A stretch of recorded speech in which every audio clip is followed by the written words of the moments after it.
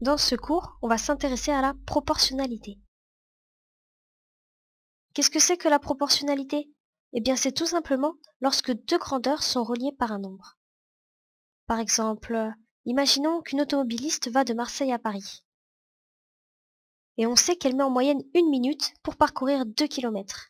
Du coup, on dresse un tableau que l'on appelle tableau de proportionnalité et on reporte toutes nos valeurs. Sur la première ligne, on va avoir le temps écoulé en minutes. Et sur la deuxième, la distance parcourue en kilomètres. Et on voit que pour 1 minute, on a parcouru 2 kilomètres. En regardant les différentes valeurs, est-ce que tu ne remarques pas quelque chose?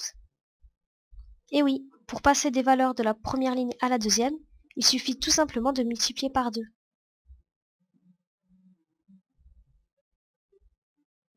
Comment on le sait? Eh bien, il suffit de regarder la première colonne. On voit que en 1 minute, on a parcouru 2 kilomètres. Du coup, pour passer de 1 à 2, il a suffi de multiplier par 2. Et ainsi, par exemple, pour 5 minutes écoulées, on a parcouru 5 fois 2, c'est-à-dire 10 kilomètres. Pour 20 minutes écoulées, on a parcouru 20 fois 2, c'est-à-dire 40 kilomètres, etc. Et puisque l'on peut passer du temps écoulé en minutes à la distance parcourue en kilomètres simplement en multipliant par un nombre, eh bien on dit que le nombre de kilomètres parcourus est proportionnel au temps. Il s'agit en fait d'une situation de proportionnalité. Et la proportionnalité peut être utilisée dans plein d'autres choses. Par exemple, imaginons qu'une place de cinéma coûte 8 euros. Et on aimerait savoir quelle est la recette du cinéma s'il fait 10, 20, 25, 30 ou 42 entrées.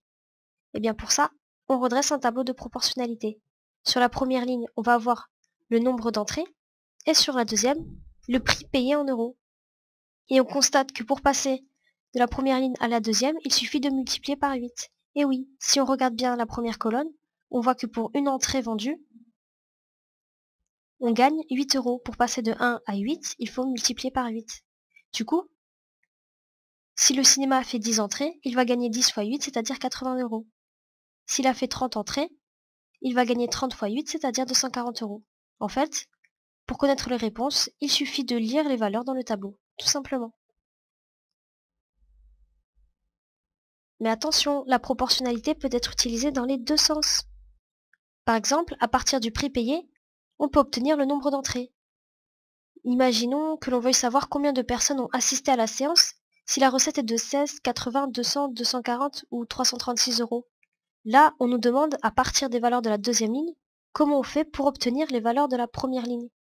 Eh bien, regardons la première colonne. Pour un prix payé de 8 euros, on a le droit à une entrée.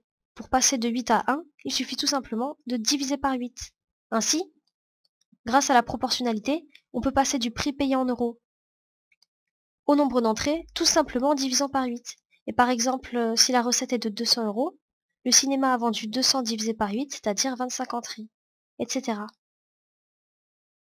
On peut dire du coup qu'il s'agit d'une situation de proportionnalité, puisqu'on peut passer du nombre d'entrées au prix payé, ou du prix payé au nombre d'entrées, tout ça en multipliant ou en divisant par un même nombre qui vaut 8.